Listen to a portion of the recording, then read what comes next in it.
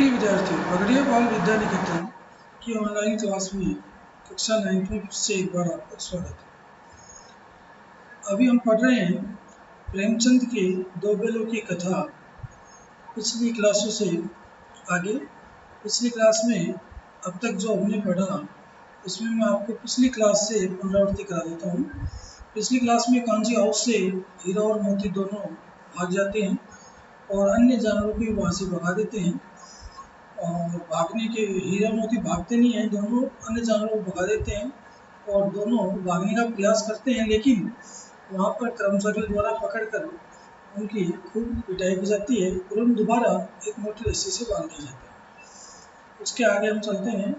एक सप्ताह तक दोनों मित्र वहाँ बंधे पड़े रहे। कहाँ पर? कांजी हाउस में एक सप्ताह तक दोनों मित्र बंधे पड़े रहे। किसी ने चारे का एक तृण यानी एक तिनका भी न डाला। हाँ, एक बार पानी दिखा दिया जाता था, यही उनका आधार था। दोनों इतने दुर्बल हो गए थे कि उठा तक न जाता था। ठठरियाँ निकल आई थी, यानी उनकी हड्डियाँ चारों तरफ से निकल चुकी थी। एक दिन बाड़े के सामने डुग्गी बजने लगी, यानी आवाज़, एक ढोल की आवाज़ आने लगी। तो दोपहर होते थे वहाँ 50-60 आदमी जमा हो गए। तो दोनों मित्र निकल गए और उनकी देखभाल होने लगी। दोनों मित्र निकल गए और उनकी देखभाल होने लगी। लोग आकर उनकी सूरत देखते मन फीका करके चले जाते। ऐसे नृत्य बेलों का कौन खरीदार होता?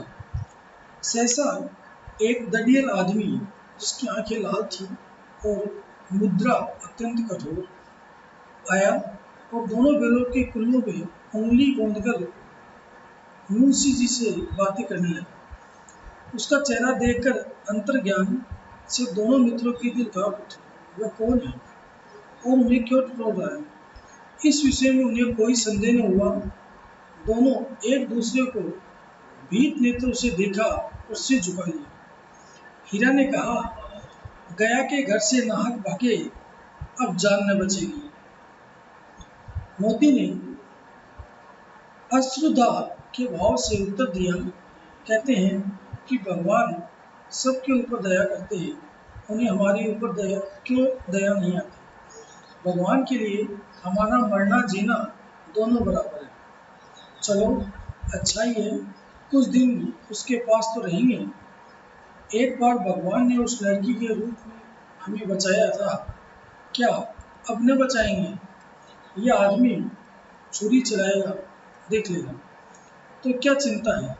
मांस, खाल, सींग, हड्डी सब किसी न किसी काम आ जाएगी। नीलाम हो जाने के बाद दोनों मित्र उस दड़ियल के साथ चले। दोनों की बोटी बोटी कांप रही थी।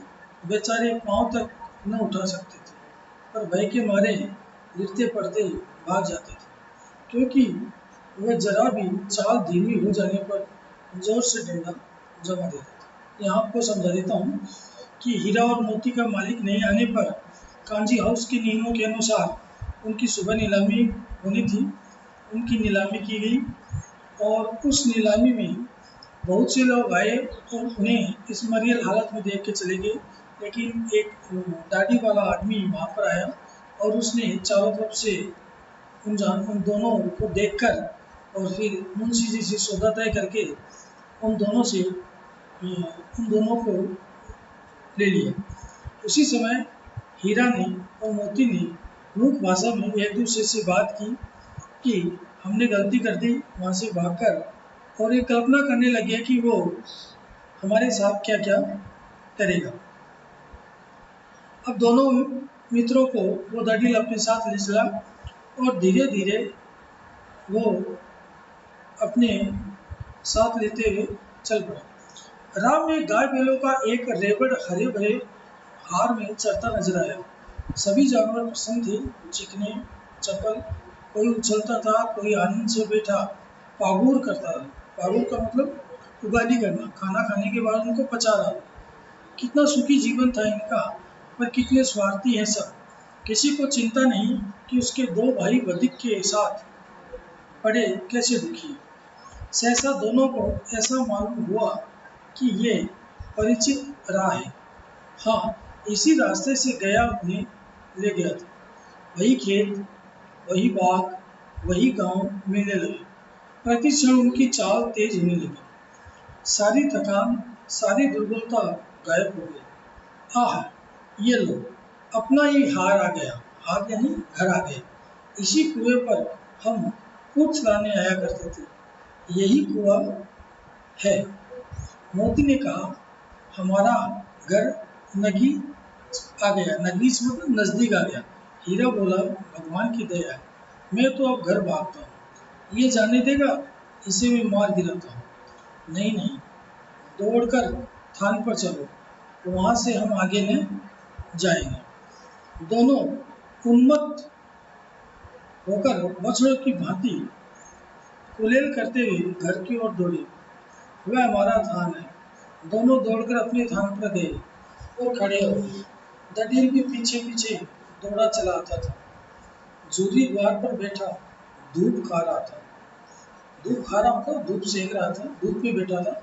बैलों को देखते ही दौड़ा और उन्हें बारी बारी से गले लगाने लगा।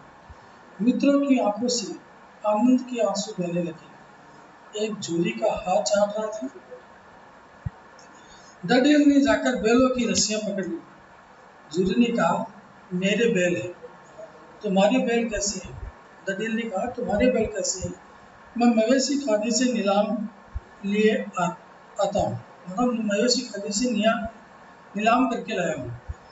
मैं तो समझता हूँ चुराए लिए आते हो। और झूठी ने कहा कि मुझे लगता है तुमने ये चुरा ली हो। चुपके से चले जाओ, मेरे बैल है। मैं बेचूंगा तो बिकेंगे। किसी को मेरे बैल नीलाम करने का अख्तियार है यानी अधिकार है, जाकर थाने में रपट कर दूंगा।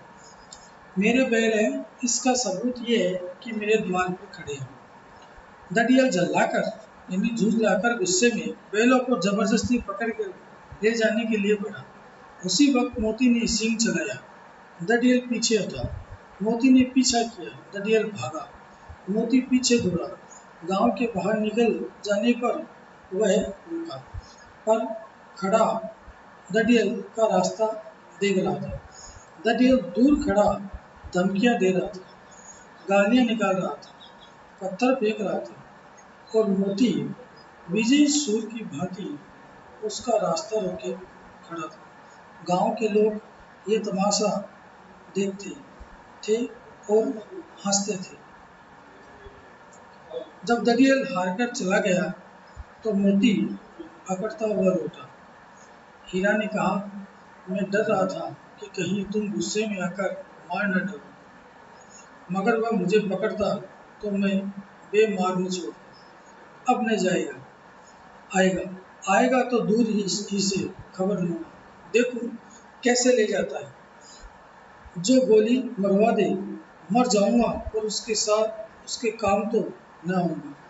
हमारी जान को कोई जान ही नहीं समझता, इसलिए कि हम इतने सीधे हैं। जरा देर में नांदों में खली भूसा चोकर और दाना भर दिया गया और दोनों मित्र खाने लगे। जूरी खड़ा दोनों को सहला रहा था और 20 लड़के तमाशा देख रहे थे। सारे गांव में उत्साह सा मालूम होता था। उत्साह सा मालूम होता था।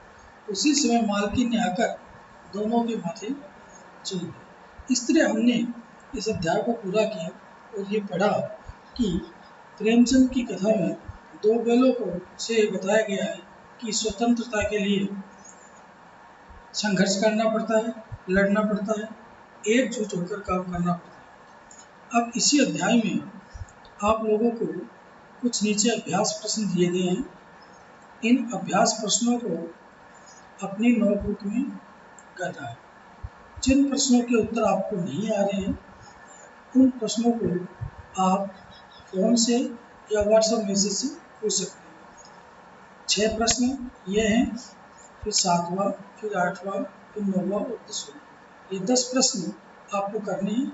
रचना और अभिव्यक्ति आपको नहीं करनी है। अब हम अगले अध्याय में, अगली ऑनलाइन क्लास में नए अध्याय के साथ फिर मिलेंगे। तब तक के लिए धन्यवाद।